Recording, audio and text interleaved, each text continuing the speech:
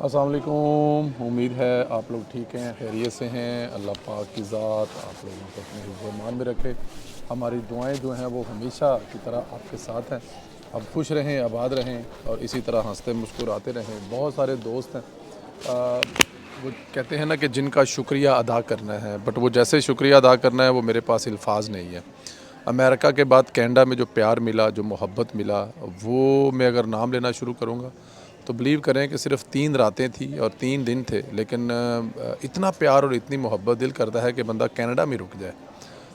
पीर अदनान बोदला साहब जो हैं उन्होंने हमें न्यूयॉर्क से ड्राइव करके राजा मोहम्मद शफ़ीक साहब के साथ जिस तरह हम लोग ड्राइव करके आए, नियाग्रा फॉल से पहुँचे। फिर यहाँ पे आते ही हमारे भाई हैं, कज़न है छोटे, शहज़ाद साहब हैं, अमीन साहब हैं, उसके अलावा पूरी अपनी टीम के साथ सुहेल वड़ैच साहब हैं, फ़याज़ साहब हैं। अब इसमें इसको नाम मिस कर जाऊँगा तो वो बड़ी गुस्ताही हो जाएगी। मेंबर पार्लियामेंट जो है राना असलम साहब हैं, उनके साथ कामरान साहब थे। मतलब बहुत सारे लोग हैं और जितना उन्होंने प्यार किया, ख़ास तौर पर मैं मतलब कि राजा शफ़ीक साहब जो हैं, कल उन्होंने अपने घर पर जो 15, 20, 25 लोगों को, ख़ास दोस्तों को बुलाया और खाना अपने हाथ से बनाया। मेरे ख़्याल में ये इसका मोल नहीं है। सुहेल वड़ैच साहब ने अपनी पूरी टीम के साथ जिस तरह एक रेस्टोरेंट में खाना खिलाया, उसका भी कोई तोड़ नहीं है। इसके अलावा सब दोस्तों ने जितना प्यार किया और बहुत सारे दोस्तों की ख्वाहिश और उनसे मिलने की मेरी ख्वाहिश पूरी ना हो सकी क्योंकि स्मॉल टाइम था, मुझे अंदाज़ा नहीं था, वरना शायद मैं कभी भी 2-4 दिन के लिए नहीं आता, बड़े एक लंबे टाइम के लिए आता। बट इंशाअल्लाह ताला वादा करके जा रहे हैं कि अब दोस्तों के पास आएँगे दोबारा और धड़ल्ले से आएँगे और लंबा टाइम लेके आएँगे। चलें जी, अब चलते हैं ज़रा अपने वीर लोगों की तरफ से। दोस्तों, दुनिया में इस वक्त जो कुछ हो रहा है, इसराइल ने कतर पर हमला किया, इसके बाद पाकिस्तान के साथ सऊदी अरब ने दफ़ाई मुआहदा किया। इधर ट्रंप ने इधर मौका जो है वो ज़ाया नहीं किया। इससे पहले कि पाकिस्तान जो है वो कतर के साथ, क्योंकि हम लोग सुन रहे थे, ख़बरें आ रही थी, लीक हो रही थी और मेरा वो पहले दिन से ये था कि इससे पहले कोई लेट हो जाए पाकिस्तान को इस पे जल्द काम करना चाहिए। बट वही हुआ जिसका डर था, मुझे तो कम से कम इसका डर था कि ट्रंप ने भी कतर के साथ एक दफ़ाई मुआहदा कर लिया है। और मेरा ख़्याल है कि ये मायदा तो ट्रंप ने पहले भी किया हुआ था। जब पहले हमला हुआ तो फिर उसने मतलब ये क्यों नहीं किया। ट्रंप इंतज़ामिया ने एक एग्जेक्टिव ऑर्डर जारी करते हुए कहा है, कतर के तहफ़्फ़ुज़ का अज़म का इजहार किया है, जिसमें यह कहा गया कि अगर कतर पर हमला हुआ तो अमरीका फ़ौजी मुदाखलत जो है वो करेगा। मतलब आप ये कह लें कि अब अगर कतर पर हमला करेगा इसराइल, क्योंकि कतर पर इसराइल के अलावा और किसने हमला करना है, और अगर कतर पर इसराइल हमला करेगा तो फिर अमेरिका जो है वो कतर की तरफ से इसराइल के ख़िलाफ़ जंग लड़ेगा। अब ये बात थोड़ी सी ट्रिकी है, समझ नहीं आती, बट एनी हाउ ये उनका मुआहदा है। ये हुक्मनामा इसराइल की जानब से दोहा में हमास रहनुमाओं को निशाना बनाने वाले फ़ज़ाई हमलों के बाद 3 हफ़्ते के बाद सामने आया है और इसराइली हमले पर कतरी और अमरीकी हकाम दोनों ने सख्त तनकीद की थी। इस पर आइंदा ऐसा हमला नहीं होगा। हुक्मनामे में कहा गया है कि कतर पर किसी भी किस्म का हमला अमेरिका के अमन-ओ-अमान की सलामती के लिए ख़तरा तस्वर किया जाएगा। एग्जेक्टिव ऑर्डर में कहा गया है कि अगर कतर पर हमला हुआ तो अमेरिका तमाम कानूनी और जो इक़दामात है वो उठाएगा, बशमूल सफ़ारती, मुआशी, ज़रूरत पड़ने पर फ़ौजी इक़दामात भी करेगा ताकि अमेरिका और कतर के दोनों के मफादात का दफ़ा किया जा सके। डेफिनेट ये एक बड़ी ख़बर है और ये बड़ी ख़बर इस लिहाज से है कि इस खित्ते में अगर किसी को ख़तरा है किसी मुसलमान मुल्क को तो वो है सिर्फ़ और सिर्फ इसराइल से। कतर अमेरिका से दफ़ाई मुआहदा कर रहा है। मेरे ख़्याल से जब पाकिस्तान ने सऊदी अरब के साथ दफ़ाई मुआहदा किया, इसके बाद अमेरिका ने कतर को ऑफ़र की होगी कि आप उस तरफ ना जाएं, आप हमारे पास आएँ, हम आपको जो है वो बना के जो है वो कुछ ना कुछ देते हैं। चले ठीक है, अच्छी बात है, दे भी देना चाहिए। ये मुआहदे होने चाहिए। अब यही एक है, वो कोई जंग रोकने का यही भी तो तरीका होता है ना कि भाई आपके साथ जिससे आप जंग करने जा रहे हैं उसके साथ कौन खड़ा है, उसके पास कौन खड़ा है, तो वो भी तो एक बहुत बड़ा होता है। अब जब अमेरिका पर कतर पर कोई भी मुल्क ख़ास तौर पर इसराइल हमला करने से पहले 10 दफ़ा सोचेगा कि अगर मैंने कतर पर हमला किया तो जवाब मुझे अमेरिका की तरफ से आएगा, और अल्लाह ना करे ऐसा हो। और अगर ऐसा हो तो फिर मेरी ये भी ख्वाहिश है, मेरा ये भी मैं मतलब इस पे विश करता हूँ कि अमेरिका वही करेगा जो उसने कॉन्ट्रैक्ट किया है। इधर गंडापुर और अलीमा खान की लड़ाई नया रुख लेने लगी है। दर हकीकत अलीमा खान के ख़िलाफ़ बुशरा बीबी और गंडापुर एक हो गए हैं। दोनों चाहते हैं कि अलीमा खान को पार्टी के चेयरपर्सन बनने से रोका जाए, इसलिए गंडापुर ने तो यहाँ तक कह दिया कि अलीमा खान वज़ीर आज़म बनना चाहती है। अब बहरहाल गंडापुर के वार के बाद बुशरा बीबी ने भी वार कर दिया और मिशाल यूसुफ ज़ई को अपना वकील मुकर्रर कर दिया। मिशाल यूसुफ ज़ई का बुशरा बीबी का वकील मुकर्रर होने का मतलब है कि अब वो हर बार जेल जाएगी और ख़ान से मुलाकात करेगी और बुशरा बीबी से मुलाकात करेगी और इसके बाद वही हदायत बाहर आएंगी जो बुशरा बीबी हदायत देने चाहते हैं। अब देखें ना, फिर एंज तो फिर एंज ही सही बनता तो फिर यही है जब खान साहब को ये बात समझ नहीं आ रही।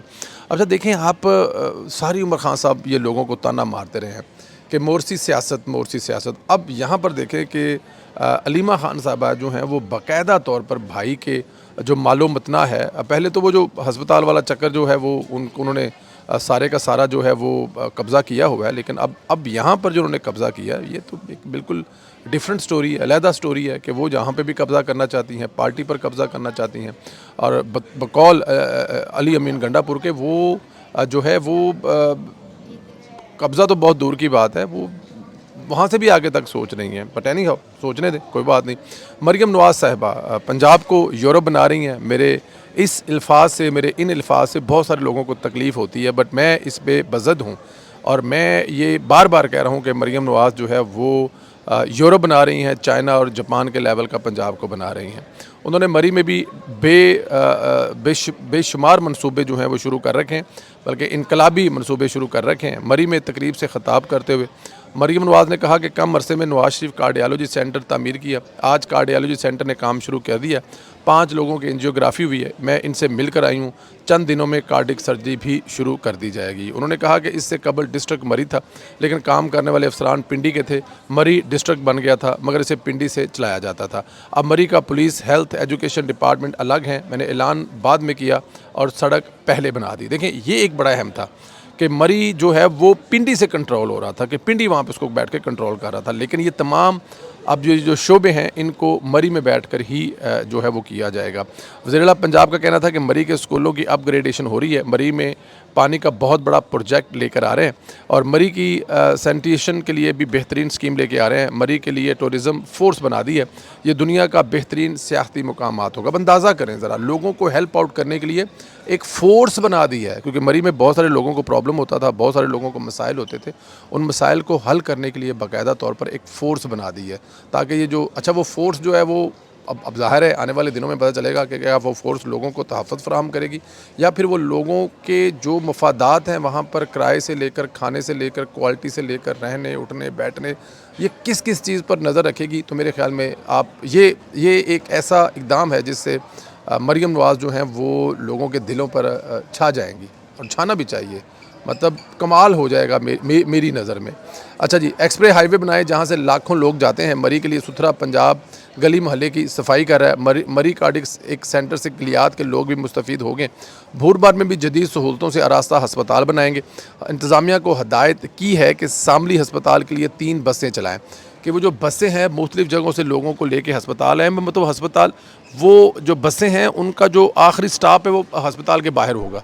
तो वो मरी के मुख्तलिफ़ इलाकों से, मुख्तलिफ़ देहातों से होके आएंगे कि किसी को हस्पताल जाना है उसको वहाँ पे वैगन, टैक्सी, रक्शा नहीं करवाना पड़ेगा। वो 20 रुपये देंगे, हस्पताल उतरेंगे, अपना इलाज करवाएंगे और अपने गाँव वापस चले जाएंगे। ये एक माँ सोच सकती है, ये वाले सारे काम जो हैं ये माँ सोच सकती है कि मेरा बच्चा कब स्कूल जाएगा, कब वापस आएगा, उसके आने जाने, खाने पीने का ख्याल सिर्फ माँ करती है। तो माँ की तरह ख्याल रखने वाली ये मरियम नवाज़ सब कुछ कर रही है।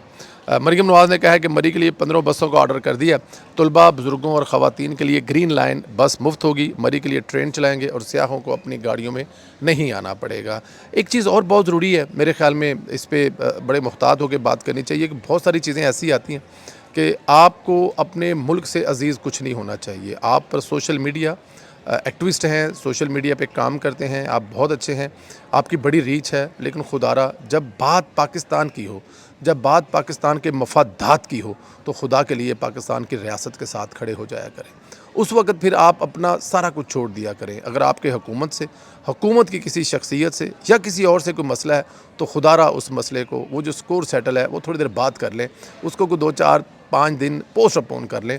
लेकिन जब मुल्क की बात हो रही हो, जब आपके मुल्क के कोई बहुत इवेंट चल रहे हों, जब दुनिया भर में आपको बड़ी पजीराई हो रही हो, जब दुनिया भर ने आपको लीडर बनाकर आगे खड़ा हो, जब दुनिया भर में आपका फील्ड मार्शल और आपका वज़ीर-ए-आज़म लीड कर रहा हो, तो खुदारा फिर ये जो स्कूल सेटल करने वाली बात है, या फिर वो जो उस वक्त जो आपका सोशल मीडिया का एक एक जिसे कहते हैं कि रीच कहते हैं, जिसे आपको बड़ा बनना होता है, जिससे आप बहुत बड़े बन जाते हैं, जिससे आपकी बल्ले बल्ले और वाह वाह हो जाती है, खुदा रहा उससे थोड़ा सा बाहर निकलें। सोशल मीडिया पे हम देखते हैं कि बहुत सारे जो जो ट्विटर हैंडल हैं, जिनका कोई नाम नहीं है, जिनका कोई पता नहीं है, वो एंटी रियासत, रियासत के ख़िलाफ़, कभी कभी वो किसी हुकूमत के किसी फ़र्द के ख़िलाफ़ या किसी और के ख़िलाफ़ अपना उस वक़्त एक बहुत बड़ी कैंपेन लेके चल रहे होते हैं, लेकिन एंड ऑफ डे पे उससे मुल्क नुकसान हो रहा होता है, पाकिस्तान का नुकसान हो रहा होता है, अदारों का नुकसान होता है। किसी एक शख्सियत के नुकसान के लिए जब आप अपनी स्टेट को, अपने मुल्क को सामने रख लेते हैं, तो वो बड़ी तकलीफ़ दे वाला मामला होता है। तो खुदारा कभी ऐसा कुछ आए तो वो आपका जो है ना, वो सारा कुछ पीछे होना चाहिए, और जो आगे होना चाहिए वो पाकिस्तान होना चाहिए, जो सबसे पहले होना चाहिए वो पाकिस्तान होना चाहिए। अल्लाह पाक आप लोगों को अपने हिफ्ज़-ओ-मान में रखे। टोरंटो एयरपोर्ट बैठे हैं, इंशाल्लाह ताला अगला वीलॉग जो है वो एम्स्टर्डम में होगा, घर पे जाकर होगा। जो फ़्लाइट जो है ये तकरीबन कोई 8 घंटे की फ़्लाइट है या 7 घंटे की फ़्लाइट है, डायरेक्ट है, पूरी की पूरी फ़्लाइट समंदर पे है। जैसे ही जहाज़ उड़ेगा समंदर पे और फिर एम्स्टर्डम जाकर समंदर ख़त्म होगा। तकरीबन अगर 7 घंटे की, तो मेरे ख़्याल में 6 घंटे तो समंदर पे होगी। वो भी एक अपना ही डर, अपना ही खौफ और अपना ही ऐसा। लेकिन अल्लाह पाक आप लोगों की जो दुआएँ हैं वो हमारे साथ हैं। सलामत रहें, खुश रहें। अगले वीलॉग में आपसे फिर बात होगी। खुदा हाफिज़।